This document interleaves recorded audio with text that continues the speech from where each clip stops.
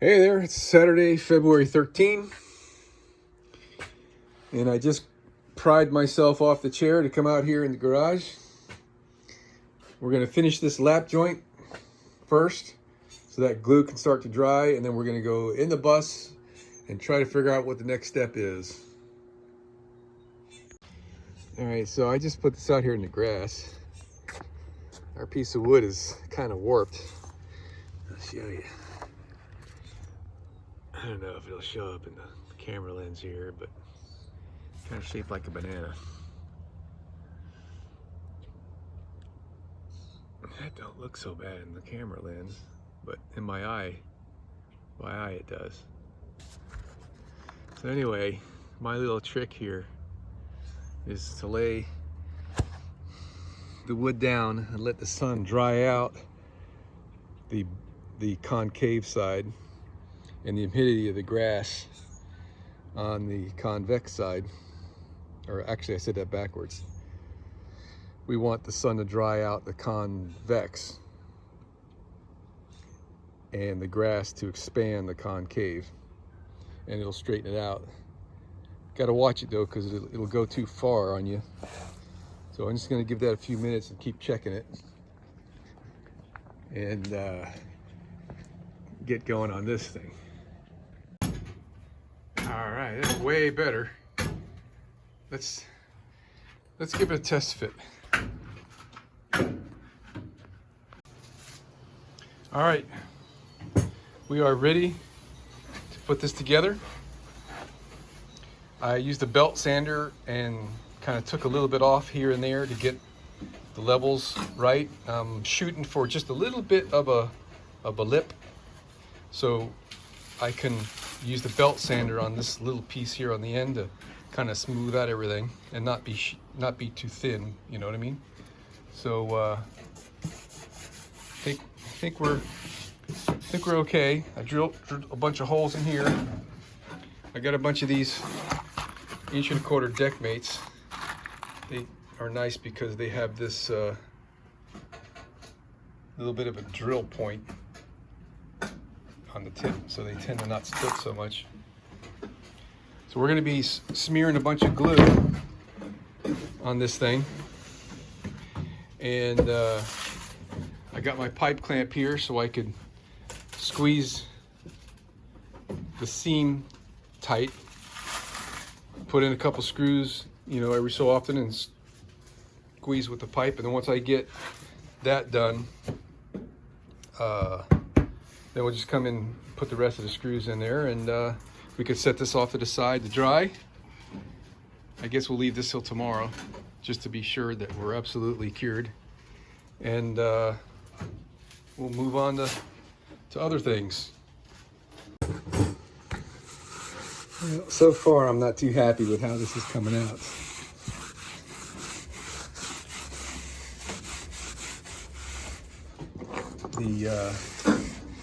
The glue doesn't seem to want to have squeezed out because it's such a large area and it's boxed in by the seams. So even though I had it finished where it was level before I put the glue on it, now you've got a pretty big edge. Dang it. All right, I'm gonna have to flip this thing over and clean the other side.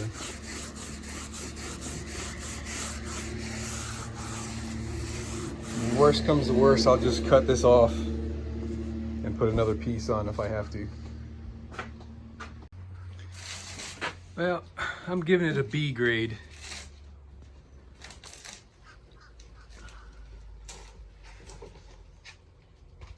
Well, I mean, I can sand that. So we'll let this set up, take the screws out, and hit it with the belt sander before I pass judgment on it. I think it's going to be okay. I think part of the problem is these are two completely different sheets of plywood from different eras of us buying it. I mean, who knows where this one came from and this one came from, and the thicknesses, I think, are not quite the same. But You know, if it's just in the back of a closet, I think we're okay with it. So let's just, we're just going to move forward at this point and see how it goes. Well, okay, we got this wood ready to spline together. This is going to be the 2 shelves in this cabinet right here. There's a shelf around here and around there. Oh, down here, that's the first one, I'm sorry. And then one right around where that arrow is. Just exactly like we already built on the left-hand side of the bus here. And rather than buying more wood, we're taking the leftovers and we're going to spline them together. So I'm going to glue all this up in one shot. Put a piece of wax paper between here and here. I'm staggering these joints so that this piece here will tend to keep this joint straight, and this piece here will tend to keep that joint straight. What I've done is I've used my router bit. I'll show you what that looks like on the router, of course. Well, I already put some tape on it. It's just a 3-sided square end router bit. I put tape on it when I'm done using it so the edges are protected. And it's got this ball bearing here. Yeah, check out the toolboxes, huh? These are probably close to 60 years old. These were my father's. My father's handsaw. My father's little trick for storing it. Well, it's in the wrong place if it's on this side. Both of them. It's pretty cool. Dad was a carpenter. All right, so yeah, we ran that bit. That was exactly 1/4 of an inch wide, and I'm using 1/4 inch plywood, which this stuff has to be just a little bit bigger than 1/4 of an inch. So after I run the router, I got to adjust the height just a hair lower in order to give me the right fit that I want, because the wood won't fit in there with the 1/4 inch groove. It's got to be a little bit looser than that. All right, and this is 1 inch wide, and the groove is a little bit bigger than 1 inch, so we got room for the glue. All right, so what we're going to do is, like I say, we're going to glue this up. I'll be able to put clamps on either end to hold it down to the table saw, and I'll be able to put clamps across, and both pairs of these are identical in width. I just got done truing that up, running each piece through the table saw, so that way when I put them together, they're exactly the right same width, so I can clamp them together and they'll both get the same clamping pressure in the joints. So we can get this going. Actually, I'm going to stop and think for a minute what I'm doing, because once I glue this up on here, my table saw is not going to be usable, and then I'm pretty much done for the day, which I've got plenty of gas left in me. I could start working on that piece and start to fit and all that good stuff. So it's about lunchtime. So maybe what I'll do is save this for the end of the day, so this can sit overnight, and start working on the other stuff. Yeah, that's what I'll do. But this is ready to rock and roll here. Everything has already been like lightly sanded. Everything fits together perfectly. These guys fit right in there just right. So, yep. Well, all right. We're working in a bus again. And this is the piece that I just fit. It fits perfectly right here. And I thought I would try it on this side to see how close it is. And it's vastly different. It's hitting right there. So we're gonna have to make a new template. So now I got this guy positioned where it's made to fit. And you can see it's like, well, this is actually one of my better fits. Sitting flat on the floor. It's in there, nice and snug. All right, so we're using this 1/4" Luan as our template. If you guys didn't catch this in an earlier video. So what I've been doing, I cut it in pieces like that so I can more easily fit the majority of the whole side with this. Once I get that fit to the side and the bottom, then I put the top up in there, and makes for a pretty easy scribe job. And because this stuff is so thin, I use the belt sander on the edge, and I can, after I scribe it, I can sand it really quickly. And the challenges keep on coming. So we've got a hump in the floor right around here by about 1/8 of an inch. So I need to scribe the bottom of my template first to compensate for this bump that's here. It looks like it's just a plateau across the middle here. So yeah, we're going to figure that out once we get this thing figured out. Then we'll do the back. The back has got a lot of variation in it too. Well, that's about as good as that's going to get. So considering that the floor is not flat, the bus is not level, the walls are not straight, the ceiling is arced, we're relatively straight and parallel here.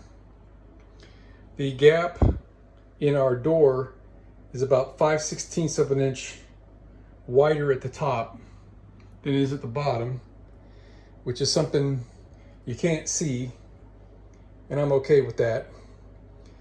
I mean, we're shooting for a square corner here. The bottom of this is arced, so I'm not really sure what square is down here. I think we got a square corner here. We're not going to really know if we're twisted one way or the other until we start to put this thing together like we did with this guy. What I've done though, I have taken extra care.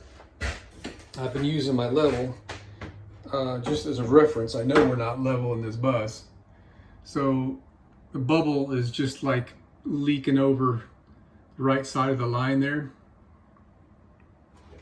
When I come over here, and of course my body weight is shifting the bus around a little bit, so we put that over there, and our bubble level is peeking over the right side of the line there too. So we're probably parallel, okay, very close to being parallel.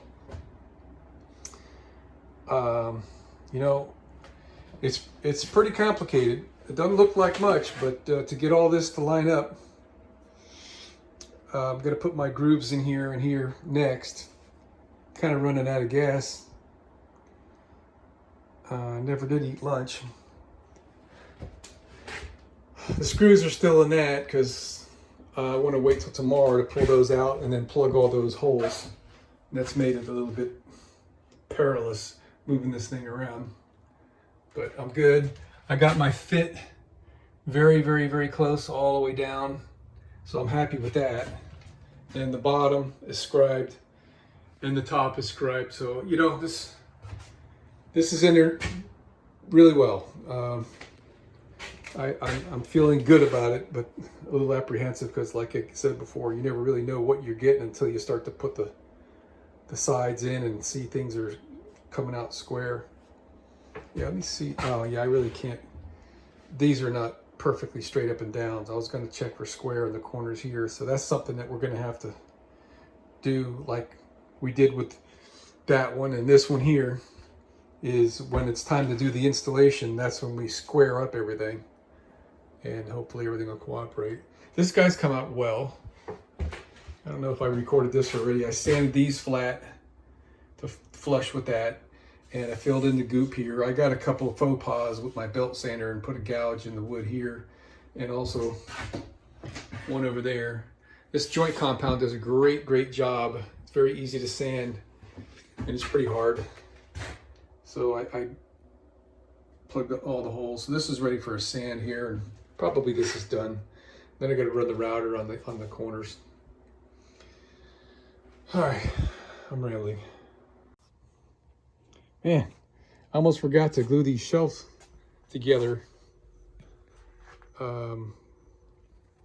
So earlier I showed how we did the groove and all that and the spline. So I just put a good generous bead of glue in each half of the wood, and I used a little disposable typewriter brush, I guess you call them, or acid brush, and I smeared the glue back and forth in the glue to get it to come up on the sides.